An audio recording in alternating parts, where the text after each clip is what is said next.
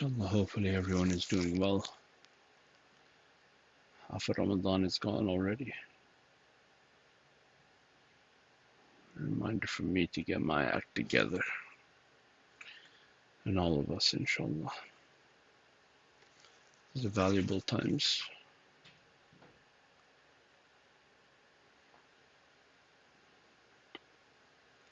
Inshallah, we'll get started.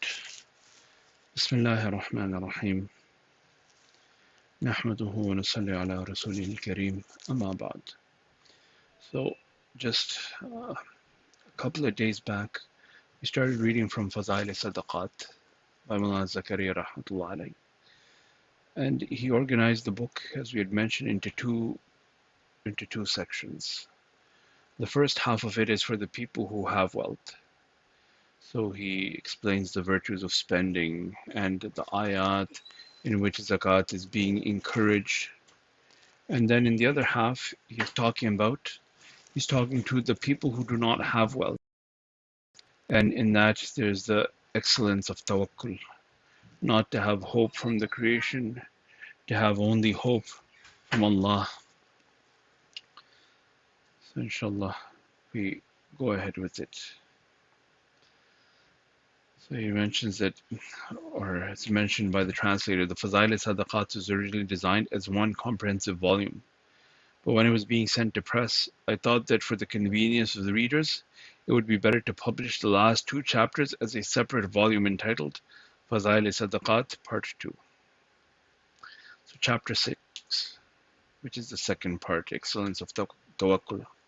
The need to cultivate contentment, living within minimum means and avoiding asking favors.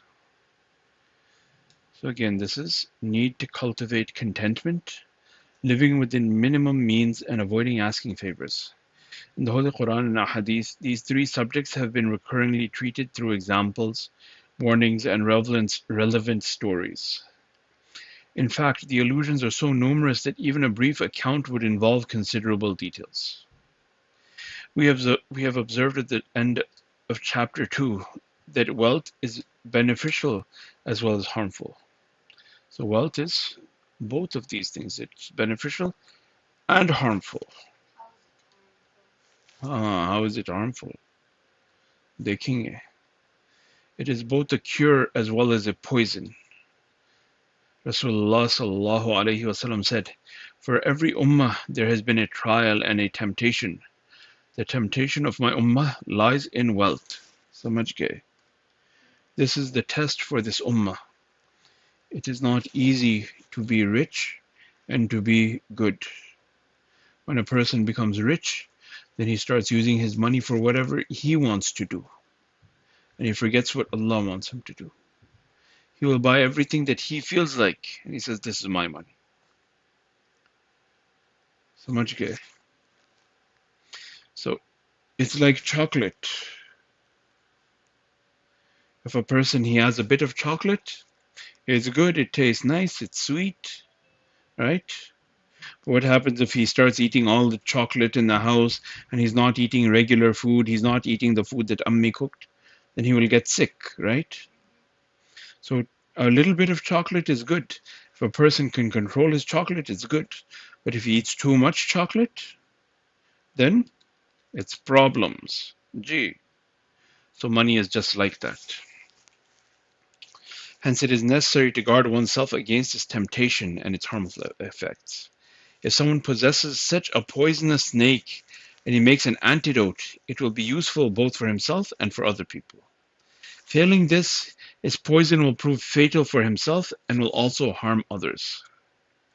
It was in view of these harmful effects of wealth that Rasulullah sallallahu alaihi wasallam remarked, "This wealth is pleasant to see and inviting.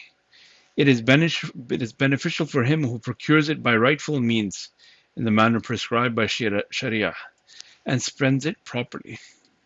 So for who is it beneficial? It is beneficial, sorry, my tongue's having a field day with me today. It is beneficial for him who procures it by rightful means, firstly, so rightful means what Allah has allowed, and secondly, and spends it properly. Now, For the person who cannot do both of these things, but he who procures it by unlawful means is like one suffering from a disease in which one goes on eating without being satisfied. Imam Ghazali rahmatullahi alayhi writes, worldly wealth can be at once beneficial and harmful for its possessor. It is like a snake. We see that whosoever knows the proper charms can take hold of a snake, remove its fangs, and prepare an antidote from it. But if a layman were to catch hold of a snake, in imitation of the snake charmer, it would certainly bite him to death. Similarly, in order to be immune from the harmful effects of wealth, a person must take particular care about the following points. He mentions 5 points. Firstly, he must consider and know for certain the real purpose for which wealth was created by Allah Ta'ala, so that he may keep the same in view. This is very important. If we don't know the objective of a thing, we will use it for all sorts of funny purposes. Secondly, he should be vigilant about the sources of his wealth and beware of combining lawful means of earning with unlawful ones, which include accepting a gift that may be suspected of being a bribe in disguise, or asking favors involving humiliation. Bribe? Bribe is when you pay someone to do something when he is not supposed to be taking a payment for that. Like you pay someone, his wages to do a work, right? Someone who comes and he renovates your house, of course you pay him to do the work. But now, say that there is a politician and you want to get your job done, so you're like, here you go, Mr. Prime Minister, here's a gift in a brown envelope. I can't imagine what is inside this gift in this envelope. It's like, neither can I, it must be a card. And then there's $100,000 in it. Or you say, oh, Mr. Mayor, you've been working so hard and you have such an old beat up car. Why don't you take this Mercedes? I'm sure it'll help you get your job done easily. So he should be fair to everybody, not just fair to everyone and a little more fair to you. So that is bribing. 3. He should not put aside any amount beyond his actual requirements and appropriately spend any such extra amount immediately. This is really tawakkul, that a person, he does not keep anything over and above his immediate requirements. Like we mentioned earlier, this was the stance of some Sahaba. But if a person gives zakat and he pays off whatever are his dues, then his wealth, it becomes permissible. But again, this topic is coming up in the chapter of excellence of tawakkul, which is geared at those people who might not have the means. So it's letting them know, no problem if you do not keep anything.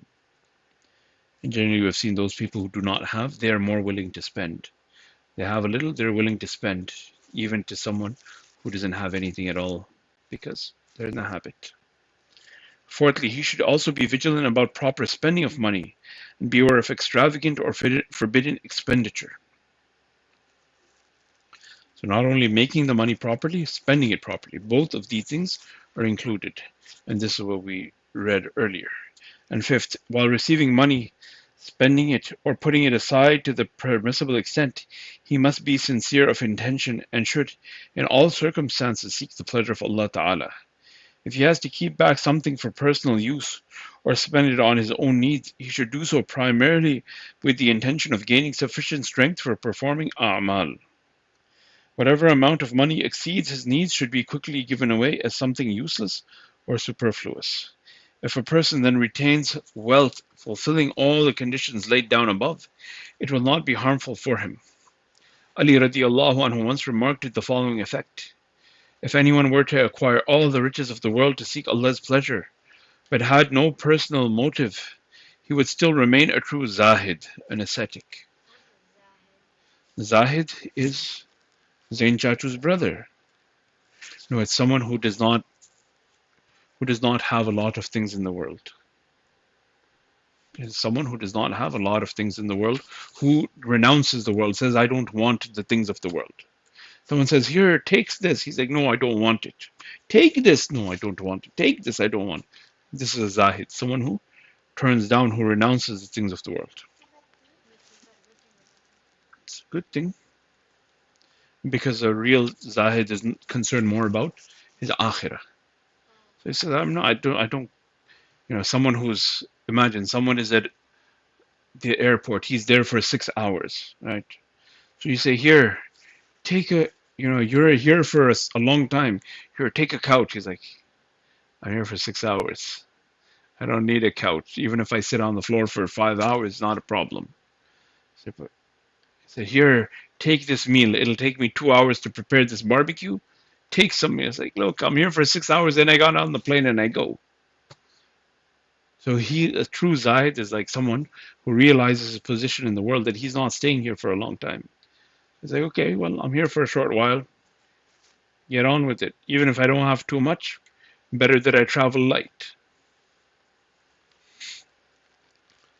So on the contrary, if anyone were to renounce the world altogether, but not for Allah's pleasure, he would do it not for Allah's pleasure. He was doing it to try to gain some recognition that, look at this such and such person, he stayed away from food, now he's in the Guinness Book of World Records. He would still remain a man of the world. See.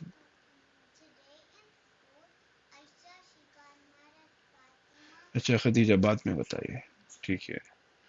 Another hadith says, this wealth is pleasant to see and sweet to enjoy, but only he who gets it by rightful means will be blessed in it. Still another hadith says, what an excellent abode is the world for him who makes it an asset for the life hereafter, and earns thereby the pleasure of Allah Ta'ala. How evil an abode is it for him who is prevented by it from preparing for the akhirah, and so is negligent of seeking the pleasure of Allah Ta'ala. So in short, there are many hadiths which assert the worldly wealth is not in itself bad. Rather, a number of traditions affirm its usefulness, as numerous worldly and spiritual benefits are gained through its rightful use. For the same reason, there occur in many hadith exhortations to earn livelihood and acquire wealth. However, as wealth also possesses a harmful and poisonous content, and as human beings are prone to unhealthy practices, frequent warnings and prohibitions occur at various places in the Holy Quran and a hadith against the accumulation of riches. Particularly, excess of wealth has been condemned as something undesirable, even fatal to the human soul. Rasulullah sallallahu alaihi wasallam once remarked, when Allah Ta'ala loves a person, He protects him from the world just as in certain cases one protects a patient from water. And it is common knowledge that water is absolutely necessary for life, that no human being can live without it. But if a physician says that water is harmful for a patient, we adopt all possible means to protect him from it.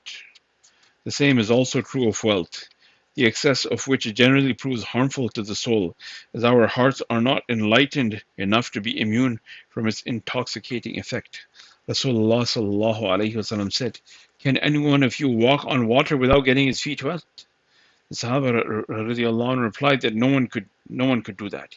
He then said, similarly is the difficulty for a worldly person to protect himself from sins.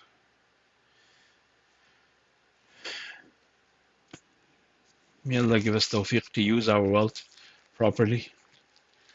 If we have it, then to use it in the right means, to gain it, to earn it in the right avenues, and to spend it in the right places. And if we do not have it, then also whatever we do earn, we should earn it in a halal way.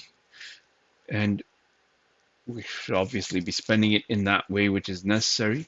We should seek knowledge in terms of where to be spending our wealth.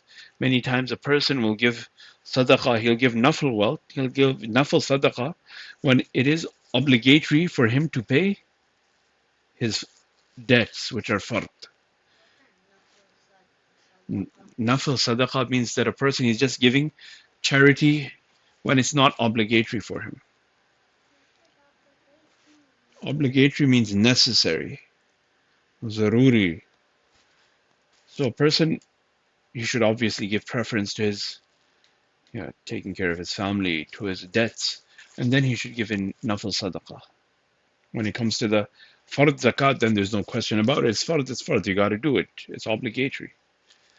So may Allah give us tawfiq to be mindful of it, to learn, to be in touch with our ulama to learn how to calculate our zakat and to discharge it in a timely manner. And also we have sadaqat al-fitr or fitra or zakat al-fitr or whatever we call it. Sadaqat al-fitr, which is we should be giving before Eid Salat. So anyone who has possesses nisab before Eid Salat should be giving it. So let's uh, let's be mindful about it. Try to discharge it. Try to get it in the hands of the people who are deserving of it before Eid Salat. Allah give me first and all of us the tawfiq. Subhanallah wa bihamdi, subhanakallah wa bihamdik. نشهد أن لا إله إلا أنت نستغفرك ونتوب إليك. سبحان ربك رب العزة عما يصفون وسلام على المرسلين والحمد لله رب العالمين.